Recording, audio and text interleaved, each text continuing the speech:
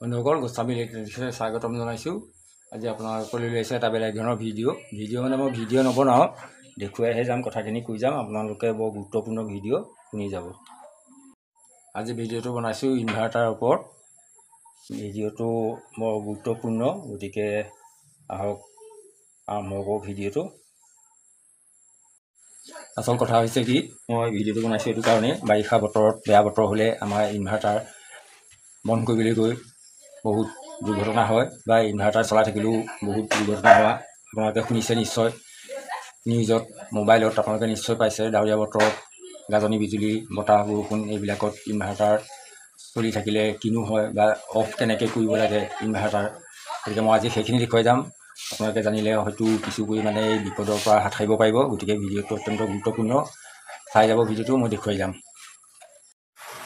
প্ৰথমেই মই আপোনালোকক এটা কথা কৈ লৈছোঁ, আপোনালোকে যেতিয়া ঘৰৰ যিকোনো ইলেক্ট্ৰনিক্স ডিভাইচ বা এপ্লায়েন্স, মানে যিবোৰ বৈদ্যুতিক উপকৰণ আছে, সেইবিলাক আপোনালোকে ভাল বেয়া বতৰ বুলি কথা নাই, মুঠতে সদায় সেইবিলাক যেতিয়া অফ অন কৰিবলৈ যাব তেতিয়া সদায় সুদা ভৰি কেতিয়াও নাযাব, চেণ্ডেল পিন্ধি যাব, হাৱাই চেণ্ডেল ৰবৰৰ। তাৰপিছতে যদিহে কেতিয়াবা ইনভাৰ্টাৰ অফ চফ কৰিবলগীয়া হয় তেতিয়াহ'লে কাঠৰ ওপৰত উঠি ল'ব। এইবিলাক কৰিলে আপোনালোকে বৈদ্যুতিক চকৰ পৰা বাচিব পাৰিব। কিন্তু ভুলতো কেতিয়াও সুদা ভৰিয়ে আপোনালোকে ইনভাৰ্টাৰ হওক যিকোনো লাইটৰ কাম নকৰিব। কাৰণ কেলৈ, সুদা ভৰি থাকিলে বৈদ্যুতিক চক পালে মৃত্যুৰ সম্ভাৱনা প্ৰায় 90% থাকে। গতিকে যদি আমি চেণ্ডেলযোৰ পিন্ধি লওঁ বা শুকান কাঠ এটুকুৰাত আমি উঠি লওঁ, তেতিয়াহ'লে কিন্তু 90% মৃত্যুৰ চান্স নাথাকে AC 220 লাইনত।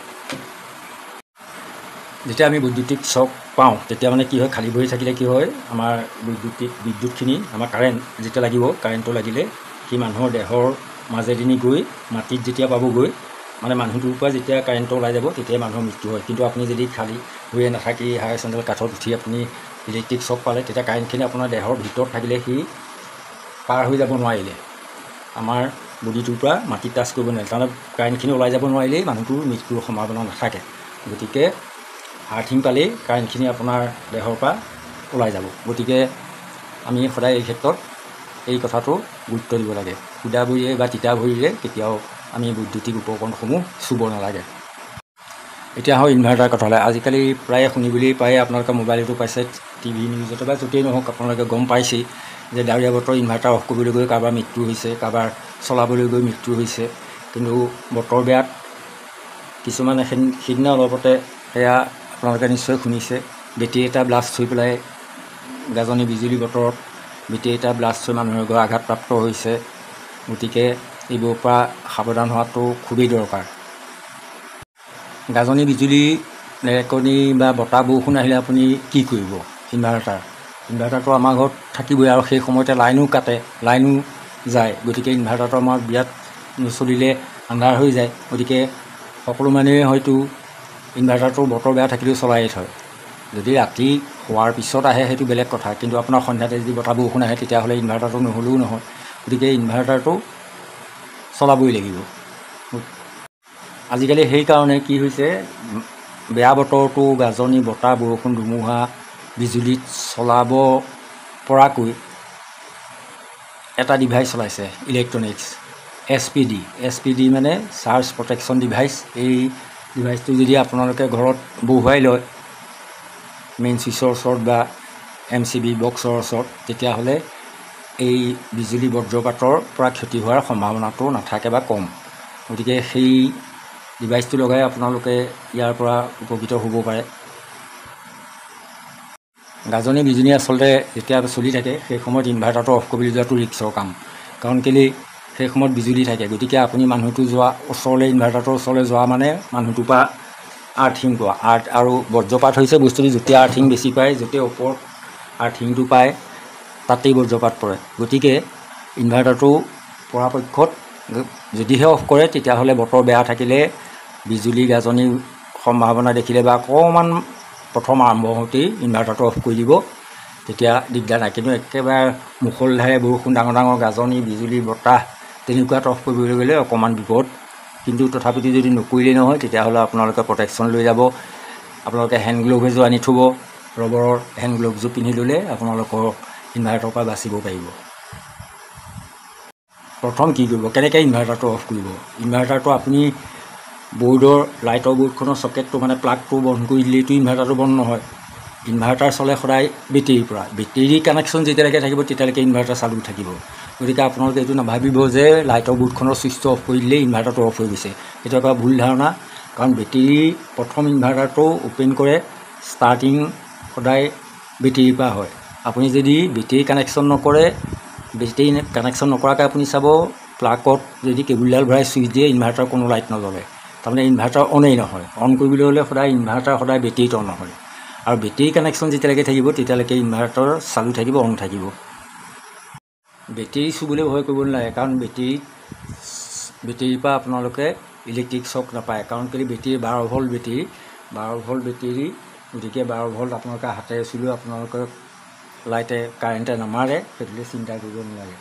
কিন্তু কথা হ'ল কি, এই 12 ভল্টৰ পৰা ডিচিৰ পৰা আমাৰ ইনভাৰ্টাৰটোত ট্ৰেন্সফৰ্মাৰ আছে, ট্ৰেন্সফৰ্মাৰে কনভাৰ্ট কৰি AC 220 লাইন ভল্টেজ 220 ভল্টেজ আমাৰ আউটপুটত দিয়ে আৰু তাৰপৰা আমি লাইট জ্বলাওঁ।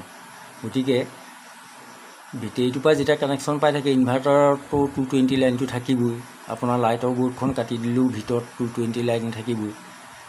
ইনভাৰ্টাৰ সদায় লাইটৰ বৰ্ডখনে চাৰ্জিংহে কৰে।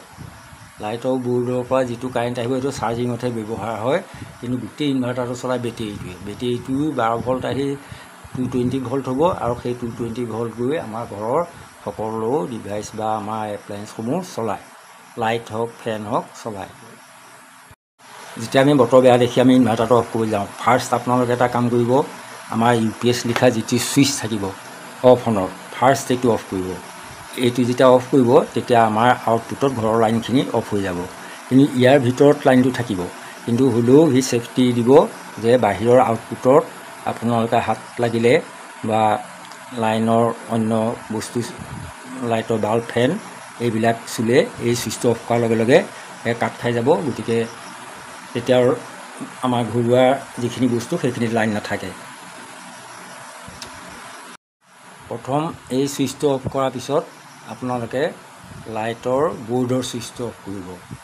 লাইটৰ বৰ্ডৰ ছুইচটোক মন কৰিব, খালী ভৰিৰে নাযাব কোনো পধ্যে। এতিয়া আমি প্ৰথমতে কি কৰিব লাগিব, প্ৰথমতে আমি যদি ইনভাৰ্টাৰটো অফ কৰোঁ বেয়া বতৰত, তেতিয়াহ'লে আমি ফাৰ্ষ্ট এই UPSৰ ছুইচটো যিটো অফ অন লিখা থাকে, এইটো পাৱাৰ ছুইচ, এইটো অফ কৰি দিব লাগিব।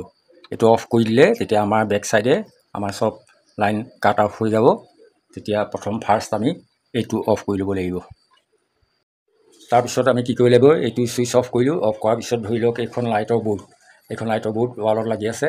এইডাল ইনভাৰ্টাৰ ধৰক কেবুল, এইডাল ইনভাৰ্টাৰ কেবুলডাল আমি প্ৰথমে কি কৰিম, এইটো ছুইচ অফ কৰাৰ পিছত লাইটৰ বৰ্ডখনত ছুইচটো অফ কৰি দিম।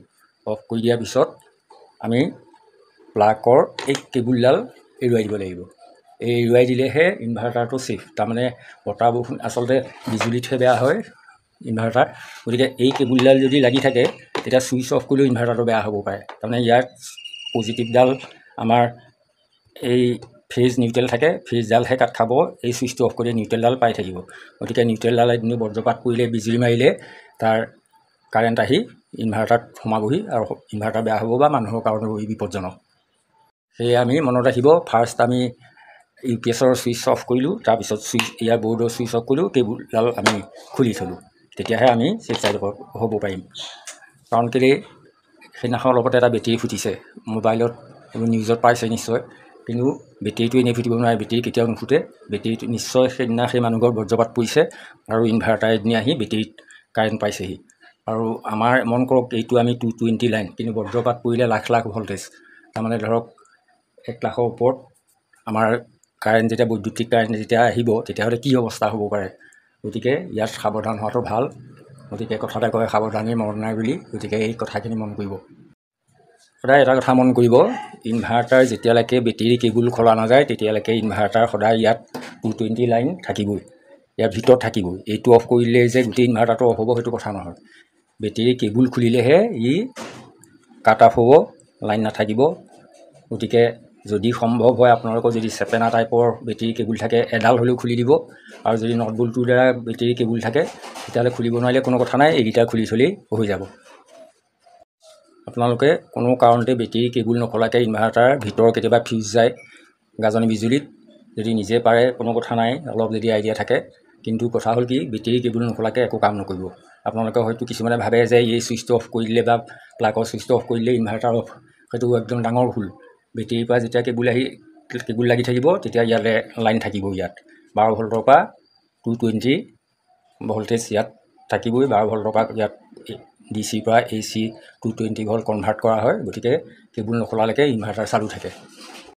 এইটো মই আপোনালোকক দেখুৱাই দিছোঁ। যদি বেটেৰী তেনেকুৱা চেপেনা থাকে তেতিয়াহ'লে আপোনালোকে সহজেই চেপেনাডাল এৰুৱাই দিব পাৰিব। আৰু যদি ইয়াত নট বল্টু থাকে কেবুলডালত তেতিয়াহ'লে নট বল্টু খুলি দিব যদি কিবা কাম কৰে।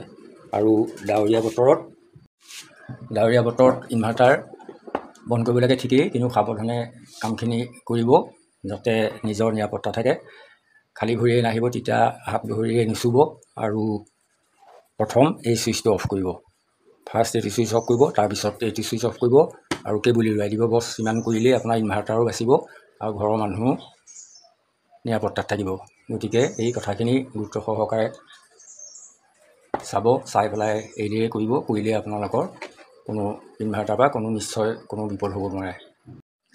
আজিকালি RCCB বুলি এটা ডিভাইচ পোৱা যায়, ৰেডিচুৱেল কাৰেণ্ট চাৰ্কিট ব্ৰেকাৰ বুলি। গতিকে সেইটো লগাই দিলেও বহুতখিনি ছেফটি হয়। যিকোনো বস্তু যদি লিকেজ কাৰেণ্ট থাকে তেতিয়া সেই নিজেই অট'মেটিক বন্ধ হৈ যাব। বা ধৰক এই বস্তুটো বডি হৈ আছে, কিবা এটা ঘৰৰ আপোনাৰ বস্তু, ফ্ৰিজ হওক, আপোনাৰ ইনভাৰ্টাৰ হওক, ফেন হওক, যি বস্তুৱেই নহওক, যেনিবা ধৰক শ্বৰ্ট হৈ আছে বুলি কয়, আমাৰ বডি হৈ আছে, তেনেকুৱাত কি হ'ব, RCCBটো যদি লগোৱা থাকে আপুনি চুই দিয়াৰ লগে লগে সেইটো অফ হৈ যাব। গতিকে এইটো হিউমেন ছেফটিৰ কাৰণে দিয়া হয়। পাৰিলে সেইটো লগাই ল'ব। সেইটো লগাই দিলেতো চিন্তা নাই, কোনো বস্তু বডি হ'লে আপোনালোকে চুলেও আপোনাৰ মৃত্যু কোনো পধ্যে নহয় মানুহৰ। গতিকে সেইটো লগাই ল'ব। তাৰপিছতে বতাহ ধুমুহা গাজনি বিজুলীৰ পৰা SPD বুলি এটা ডিভাইচ আছে, সেইটো ওলাইছে, সেইটো লগাই ল'ব পাৰে। অলপ কষ্টলি আৰু, কিন্তু মানুহৰ ঘৰত থাকিলে ভাল, বিপদ নহয়। গতিকে কথাখিনি মই আপোনালোকক জনালোঁ, নিশ্চয় উপকৃত হ'ব। লাইক কমেণ্ট শ্বেয়াৰ কৰিব, কেনেকুৱা লাগিল ভিডিঅ'টো জনাব। এইখিনি সাৱধানতা অৱলম্বন কৰিলেই আমি বহুত বিপদৰ পৰা বাচিম। গতিকে য'ত বতাহ বৰষুণ আহিছে বুলি হুৰমুৰকৈ গৈ ইনভাৰ্টাৰটো কেতিয়াও তেনেকৈ লাইটৰ ছুইচ অফ নকৰিব। আৰু কেতিয়াও এই ছুইচটো অফ কৰি পেলাই আপোনালোকে ইনভাৰ্টাৰ বেয়া বতৰত অফ নকৰিব। ফাৰ্ষ্ট এইটো অফ কৰি ল'ব, অফ কৰি লৈ ছুইচ অফ কৰিব, কেবুল খুলিব, বছ থৈ দিব। তেনেকৈ যদি পাৰে সম্ভৱ হয় তাৰ বেটেৰী কেবুলডাল খুলি থ'ব, নোৱাৰিলেও নাই। গতিকে বন্ধুসকল, ভিডিঅ'টো নিশ্চয় ভালেই লাগিল চাগে, কেনেকুৱা পাইছে জনাব। আপোনালোকৰ ভাল লাগিলে বুলি জানিলে মই এনেকুৱা ভিডিঅ' আকৌ আপোনালোকক দেখুৱাই যাম। গতিকে আজিলৈ আহিছোঁ। ধন্যবাদ। জয় অসম।